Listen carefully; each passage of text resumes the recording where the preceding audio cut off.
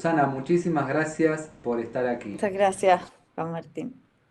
Susana Sierra es directora comercial y cofundadora de BH Compliance, una empresa muy comprometida con mejorar los niveles de anticorrupción a través del monitoreo de las buenas prácticas en toda la región latinoamericana.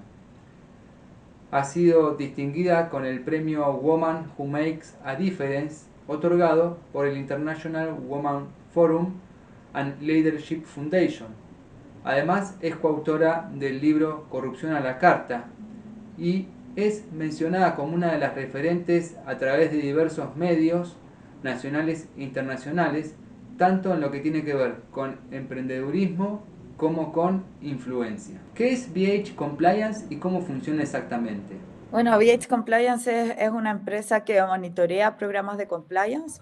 Principalmente su objetivo se basa en que las empresas están llenas de programas para prevenir la corrupción, pero que muchas veces son de papel, sobre todo si son empresas multinacionales, si son empresas que, eh, por ejemplo, filiales de empresas de Estados Unidos, vienen a prevenir o sea, en el fondo se llenan de manuales, códigos de ética, todo, pero muchas veces eso no se cumple. Por lo tanto, lo que nosotros hacemos a través de un sistema tecnológico es poder ir monitoreando constantemente que lo que la empresa dice que hace, efectivamente lo hace. Muchas veces cuando nos encontramos con la corrupción, no es simplemente porque no exista nada, sino que nos encontramos con la corrupción porque las empresas tienen muchos procedimientos, muchos protocolos, pero luego no los cumplen. ¿Cuál es la situación de las empresas latinoamericanas con relación a las buenas prácticas? Yo creo que hemos avanzado, o sea, claramente estamos mejor que hace 10 años atrás, pero las empresas latinoamericanas se han basado en buenas prácticas en base a las mismas leyes que han ido saliendo anticorrupción, a las leyes locales de responsabilidad penal de las personas jurídicas que han realizado las empresas para poder ingresar a la OCDE, o sea, los países para poder ingresar a la OCDE, y por lo tanto están muy centradas como en la regulación local más que en un convencimiento real de que el sector privado puede hacer algo para prevenir la corrupción. Por lo tanto, yo sí creo que hay algunas empresas líderes, algunas empresas que se han tomado esto en serio, pero todavía falta mucho por hacer. ¿Cómo sería tomarse en serio esto, Susana? Yo creo que el primer tema para poder tomárselo en serio es primero convencerse desde lo más alto de la empresa qué es lo intransable, qué temas no se pueden hacer, que efectivamente no se pueden cometer sobornos al interior de la empresa. Y para eso es tan fácil como establecer ciertos controles respecto a las autorizaciones, a la salida de caja, a la relación con funcionarios públicos y realmente comprometer a toda la organización dentro de esta cultura. ¿Por qué estas empresas no se comprometen? Yo creo que principalmente, o sea, bueno, hay dos lados. Algunas que dicen, bueno, ¿qué le voy a hacer si los políticos de mi país son corruptos? Por lo tanto, no me queda otra. Y si es que no lo hago, me quedo sin empresa. Por lo tanto, existe una autojustificación muy grande. Y por otro lado, también existe una ceguera de corto plazo. Por lo tanto, independiente que podamos tener códigos, manuales, etcétera, se termina viendo como que el incentivo puesto en el resultado de corto plazo eh, se le termina dando señales erradas a los propios ejecutivos. ¿Cuáles son los beneficios que encuentran las empresas comprometidas, Susana? O sea, bueno, es que una cosa es tener la política de compliance y la otra es efectivamente monitorear que esto ocurra. El primer beneficio es comprometerse fuertemente contra la lucha anticorrupción y evitar, pero muchas veces, claro, se tienen las políticas y luego no se cumplen. Yo creo que los principales beneficios, primero es saber que se está actuando bien, pero también ayuda con la sustentabilidad a largo plazo. Muchas veces cuando esto ocurre solo se está pensando en el corto plazo y no en el largo plazo de la empresa. Muchas gracias, Susana. ¿Cuáles son los principales inconvenientes para llevar adelante las buenas prácticas empresariales? Generalmente en Latinoamérica uno de los puntos fundamentales es que los canales de denuncia no funcionan. No porque las empresas no los tengan, sino porque nadie se atreve a denunciar. Y por lo tanto, yo creo que uno de los principales temas de las empresas es poder dar seguridad psicológica, y por eso esto tiene que partir desde lo más alto, cosa que si es que algún trabajador, siempre que ocurren estos temas hay más cómplices en el fondo, hay más trabajadores hay más personas que ven que algo está pasando, pero no lo dicen porque piensan que ese es el actuar de la empresa. Por lo tanto, eso es uno de los puntos a mejorar, hacer que las personas denuncien, que en el fondo, o más que denuncien, que alerten si es que ven que algo está pasando. Otro de los puntos importantes y fundamentales es el tema de los due diligence a terceros. Se contrata con proveedores, con terceras partes, pero no se revisa con quién efectivamente estamos trabajando. Y esto lleva a que casos, por ejemplo, como el de Odebrecht en la región, donde Odebrecht era la gran empresa corrupta y que pagaba sobornos, terminó haciendo negocios con muchas otras empresas en distintos países que hacían la vista gorda y decían como, bueno, si yo no soy el que está pagando los sobornos, es el otro. Por lo tanto, con quién hacemos negocios también es importante. Otro de los temas fundamentales es la relación con funcionarios públicos. Muchas empresas tienen protocolos por estas mismas leyes anticorrupción, pero luego no los cumplen. En nuestros países en Latinoamérica son sociedades muy pequeñas, por lo tanto es muy fácil estar a un clic de distancia, a un WhatsApp de distancia de algún funcionario público, y muchas veces uno escucha en reuniones cerradas como, no, yo lo soluciono, yo llamo a este político y soluciono el tema, y muchas veces se piensa que eso no es corrupción, pero ahí claramente también lo hay. Muchas veces no es corrupción con el maletín de dinero, sino que es una corrupción de favores o una especie de cuenta corriente a favor o en contra bueno, tú me haces esto por mí hoy y yo haré algo por ti mañana. Por lo tanto, también tenemos que cuidar a nuestros políticos y tener mucho cuidado en esta relación público-privada. Por otro lado, otro de los controles que más fallan son las capacitaciones. Si bien se capacita a los trabajadores de las empresas, muchas veces cuando vamos a medir de que efectivamente estas personas entiendan lo que es, no lo entienden porque las capacitaciones son muy legales, son capacitaciones diciendo, bueno, esta es la ley, lo que tiene que cumplir, lo que no, pero no ponen a las personas en situaciones prácticas, en decir, bueno, cuando usted se encuentre con este problema, cómo lo va a solucionar, cómo va a actuar, si es que usted ve algo, qué es lo que va a hacer, va a denunciar o no, si es que a usted le piden hacer algo, lo va a hacer o no lo va a hacer. Y dado que no ponemos a las personas en estas situaciones prácticas, es que el día de mañana cuando termina ocurriendo algo, la persona se encuentra entrampada y termina cediendo. ¿Qué es más frecuente, que te consulten empresas que ya han tenido alguna dificultad o algún compromiso con las buenas prácticas, o empresas que de cero desean iniciarse en este rumbo más comprometido? Sí, ahí aclarar, nosotros no asesoramos, nosotros solo monitoreamos, somos convencidos que lo que Mm. no se mide no se gestiona, y por lo tanto para poder trabajar con una empresa necesitamos que esa empresa ya tenga un programa de compliance y ya tenga convicción que esto es importante. Oye, una parte de las empresas son empresas que ya han pasado por algo, por lo tanto toman conciencia que esto puede ocurrir.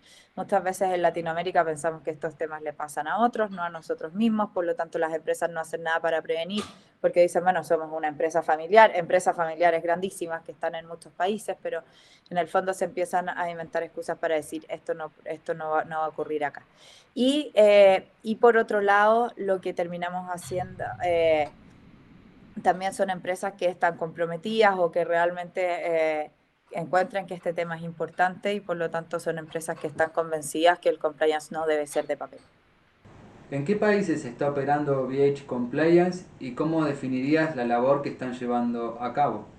Hoy día en toda Latinoamérica acabamos de abrir una oficina en Estados Unidos, y por lo tanto desde Estados Unidos pretendemos abarcar también todo el continente, pensando mucho en empresas multinacionales que están presentes en el continente, muchas empresas norteamericanas, empresas europeas también, que tienen filiales acá, que le tienen susto a Latinoamérica principalmente por los altos grados de corrupción. Hoy día Latinoamérica es uno de los continentes más corruptos del mundo, donde hace poco, la semana pasada, salió un índice de la capacidad de combate de la corrupción en Latinoamérica, y ahí mismo se demostraba que la capacidad para combatir la corrupción en Latinoamérica después del COVID ha disminuido. La mayoría de los países debilitaron sus instituciones y debilitaron los controles para poder hacerle frente a este flagelo.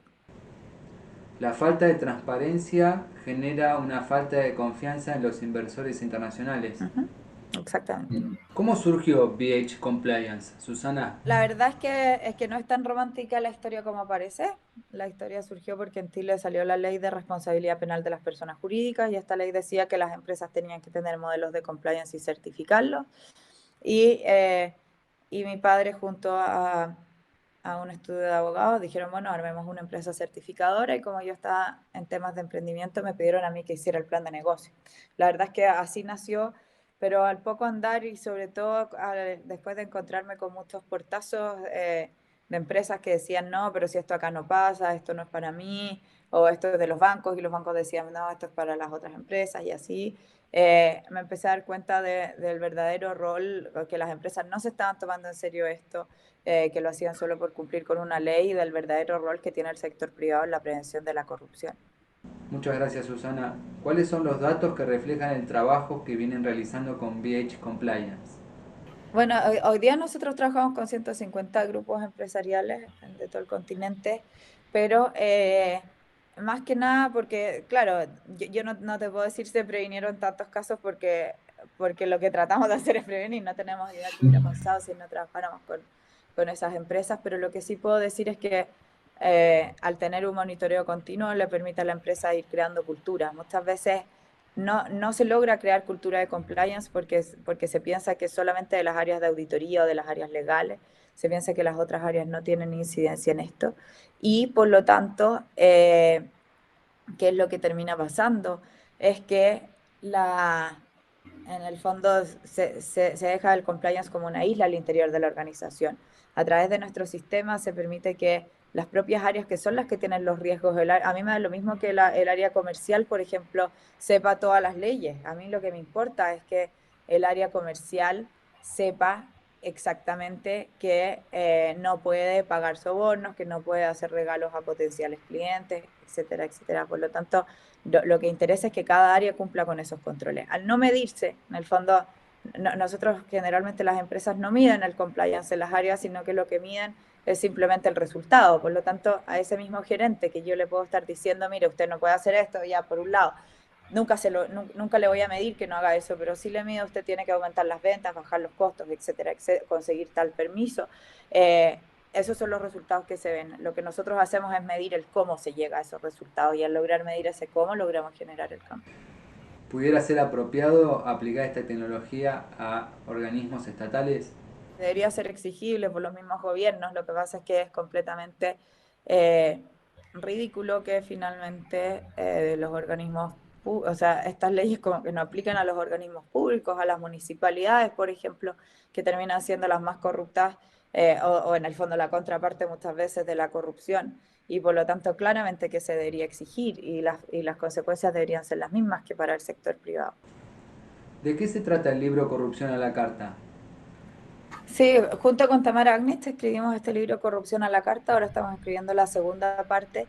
Principalmente ahí lo que tratamos de hacer fue como un diagnóstico de por qué ocurre la corrupción, hacer un análisis de lo que estaba pasando y luego tratar de dar soluciones, pero principalmente el diagnóstico es, es bien claro, la corrupción ocurre primero porque no hacemos mucho para prevenir, pensamos que no nos va a tocar.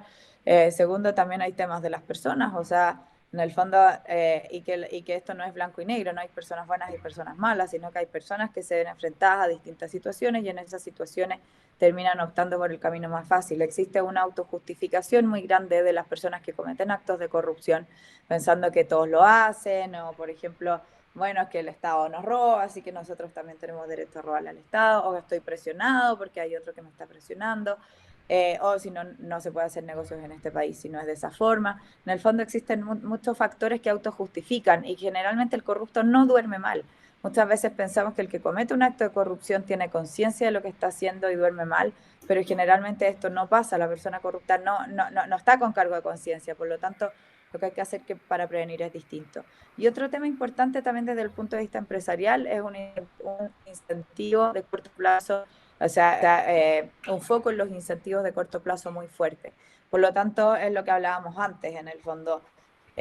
Yo le puedo decir a un niño copiar está mal y tal vez el niño va a ser capaz de recitar de memoria que copiar está mal, pero si el niño sabe que cuando llega a la casa solo lo van a premiar por la calificación que sacó, ese niño tiene un incentivo fuerte a copiar en ese momento porque en ese momento su cerebro no le está diciendo el copiar está mal que se sabe de memoria, sino que le está diciendo si es que yo llego con una buena calificación me van a premiar y si llego con una mala me van a castigar. Por lo tanto, cuando nos centramos en ejecutivos de las empresas pasa exactamente lo mismo. Si es que yo le dije a un gerente consigue ese permiso como de lugar, por otro lado te doy todo esto, sobornar está mal, no se puede sobornar, no se puede, etcétera.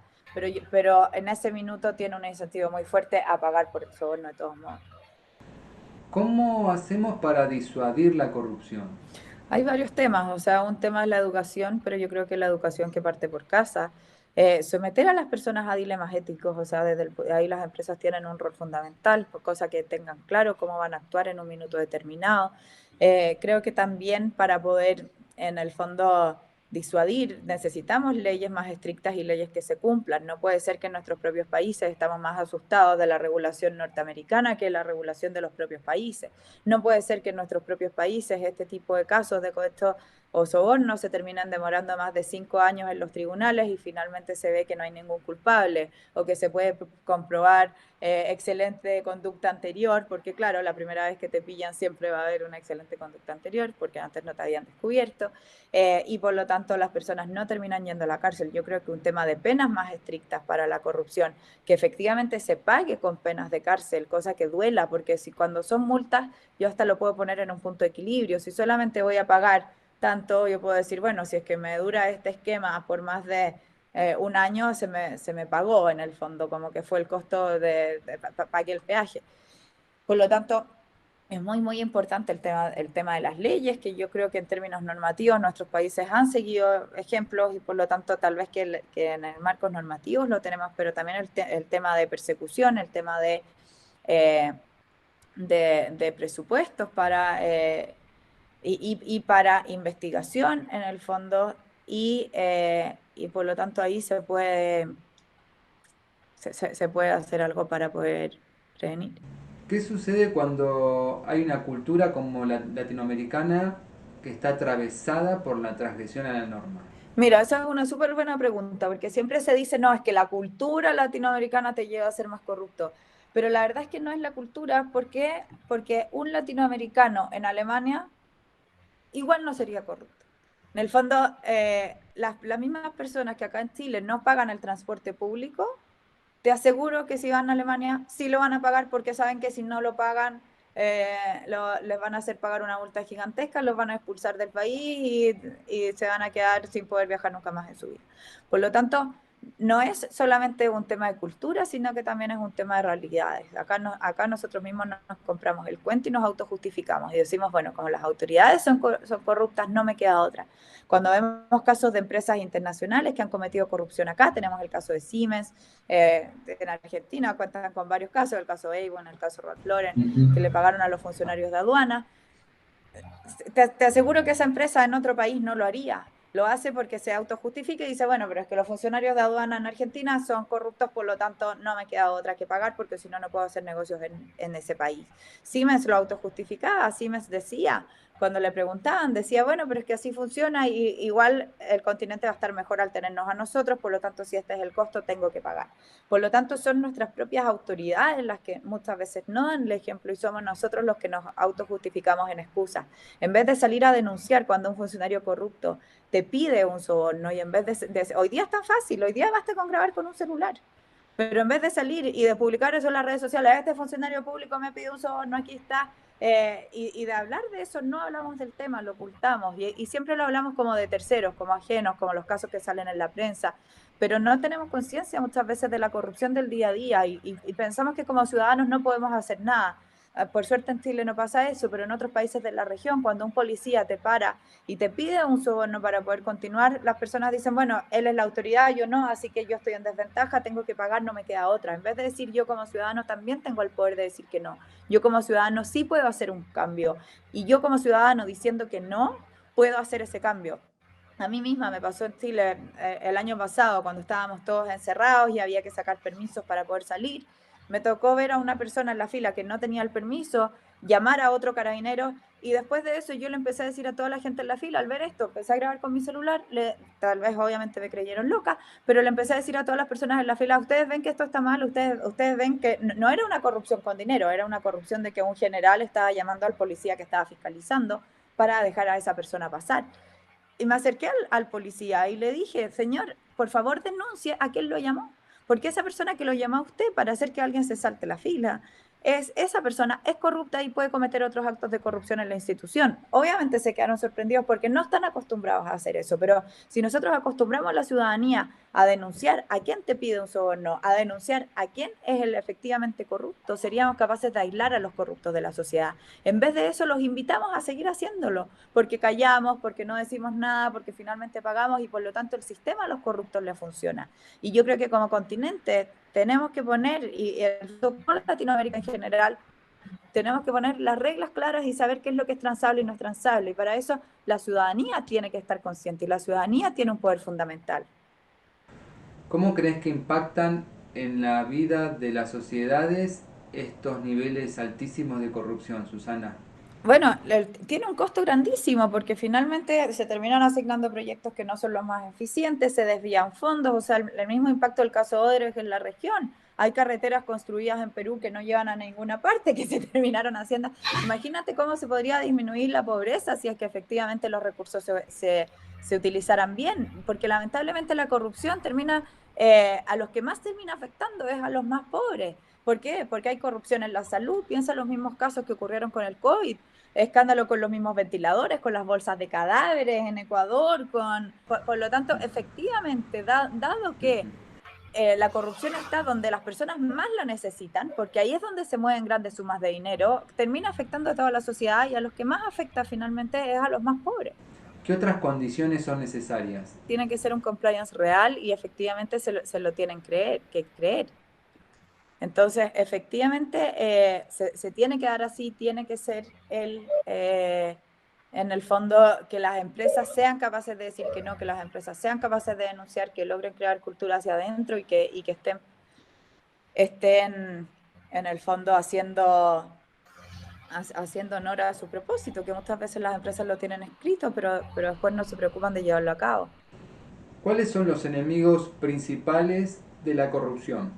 Bueno, los enemigos yo creo que son los propios políticos o los propios gobiernos o el propio sector público, porque lamentablemente me imagino que pasa igual en el resto de los países, pero los terminamos, o sea, se terminan autoexcusando con excusas, no sé si te has fijado, pero ocurre algo en un propio, de una persona del propio partido, y no, es que entonces no es corrupta porque es de ese partido, en vez de que sean los propios políticos, porque al final los está desmembrando a ellos, porque se está metiendo todo en el mismo saco, y deberían ser ellos mismos los que salen a decir, no, efectivamente si esta persona cometió estos actos, la aislamos, la sacamos del sistema y condenamos también esos hechos. En vez de eso, son los propios políticos, cuando cuando es del partido contrario salen a despotricar, pero cuando es del propio partido se quedan, no, pero es que no pasó nada y lo tratan. Por lo tanto, cuando pasa algo en el propio gobierno, en vez de salir el gobierno a decir, esta persona acá y la saco y la meto a la cárcel porque esta persona se aprovechó de mi confianza, en vez de eso se trata de ocultar y no hablar para que no vaya a perjudicar al gobierno. Por lo tanto, yo creo que ahí hay un enemigo fundamental. Otro enemigo sin saberlo somos nosotros mismos, somos todos, porque dejamos que estas cosas pasen y nos quedamos callados y no decimos nada y nos convertimos en parte del sistema. Por lo tanto, y creo también, estoy hablando a personas que ya tienen hijos, también los mensajes que transmitimos a nuestros hijos. No hablamos con nuestros hijos de estos temas. A mí me toca hacer clases en universidades y veo que los padres no hablan con los hijos, que no los incentivan a leer los periódicos, que no los incentivan a mantenerse informados y a tener como conciencia de lo que está bien y lo que está mal, más allá que hablar muchas veces trivialidades. Por lo tanto, ahí yo creo que hay un tema importante. ¿Qué relación existe entre olvido y corrupción? ¿O falta de memoria y corrupción? Lamentablemente creo que olvidamos rápido porque también nos conviene olvidar rápido, no queremos sacarlo acá, somos sociedades muy pequeñas, todos muchas veces tienen algún conocido y por lo tanto también creo que debería existir más memoria, creyendo firmemente en la presunción de inocencia, pero una vez que estos actos se, se comprueban, debería existir castigo de los mismos gremios empresariales. Por ejemplo, acá en Chile tenemos una empresa condenada por corrupción, condenada por la justicia chilena, y uno ve a los gremios que dicen, no, pero es que no fue la empresa, fueron personas dentro de la empresa. Bueno, pero siguen estando los mismos directivos de la empresa, siguen estando los mismos dueños, siguen estando las mismas personas, por lo tanto, si usted no condena, ¿quién condena? Y creo que existe poca condena entre pares y se trata, sino más bien como entre clases muchas veces, pero no entre personas del mismo sector, y por lo tanto uno puede ver al corrupto más corrupto, seguir yendo a su club habitual y que todo el mundo le da espaldarazos en la espalda, lo sigue saludando y le sigue poniendo la sonrisita, porque nadie quiere quedar mal con nadie. ¿Considerás que existen ciertos países que puedan ser modelos a seguir? Mira, no hay ningún país así porque siempre existe el índice de percepción de la corrupción, también mide, pero países, por ejemplo, como Nueva Zelanda, terminan siendo buenos ejemplos. Tal vez son países pequeños, por lo tanto también, por un lado puede ser más fácil, por otro lado más difícil, porque efectivamente todos se conocen con todos. Pero bueno, Estados Unidos, no porque no exista corrupción en Estados Unidos, yo creo que existe mucha corrupción en Estados Unidos, pero al menos sabemos que el sistema de justicia funciona. Y por lo tanto, en términos de sistema de justicia, nos debería dar envidia. Y sabemos que las personas al menos le temen, o las empresas, a esto, y al menos van a hacer algo por no caer en manos del Departamento de Justicia. ¿Cuál es tu pronóstico de esta problemática en la región latinoamericana? Mi pronóstico es bien, o sea, en el fondo creo que va a depender de cómo se comporten los países, de lo que pase con los gobiernos. Al menos hoy día el gobierno de Biden en Estados Unidos sacó también un memorándum a principios de junio respecto a cómo va a perseguir la corrupción en Latinoamérica, pero no puede ser que siempre sea Estados Unidos El Salvador y que viene, sino que deberían ser los propios países. Por el momento yo veo bien debilitada la lucha contra la corrupción en el mismo continente, por lo tanto ojalá que le tomen el peso. Muchas gracias, Susana. Cuando decías que el VH Compliance debe focalizarse más en el cómo y no tanto en el qué, ¿a qué te referías concretamente? Es que el compliance, generalmente estamos acostumbrados a medir el qué, y el compliance eh, debería cambiar ese cómo. Debería medir el cómo se llega a esos resultados. Has fundado Independízate, ¿puedes compartir de qué se trata? Sí, bueno, Independízate, como que la creé para poder apoyar a emprendedores, dándome cuenta que los emprendedores del día a día muchas veces fracasan porque se enfocan tanto en su producto que no logran hacer empresa. Y por lo tanto, lo que termina pasando eh, es que 80% de los emprendedores fracasan antes del quinto año. Por lo tanto, la fundación se basa en un modelo educativo donde lo que se hace es apoyar a estos emprendedores a salir adelante. ¿Pudieras compartir algunos tips para quienes desean emprender? Bueno, principalmente como los tips que encuentre bien cuál es la necesidad que está satisfaciendo el cliente. Luego de eso, que pueda ver en el fondo, que vea bien, que encuentre bien sus números, que vea bien cuál es su verdadero punto de equilibrio, que se pague sueldo. Muchas veces los emprendedores no se asignan sueldo, por lo tanto terminan engañando al negocio. Eh, pero lo principal, o el principal tip, es que realmente basen su propuesta de valor en la necesidad que satisfacen del cliente. Bueno, agradecerte muchísimo, Susana, por ser una referente y llevar adelante la tarea de mejorar las buenas prácticas y monitorearlas, sobre todo con relación a este flagelo de la corrupción que amenaza el futuro de toda la región. Muchísimas gracias. Bueno, muchísimas gracias.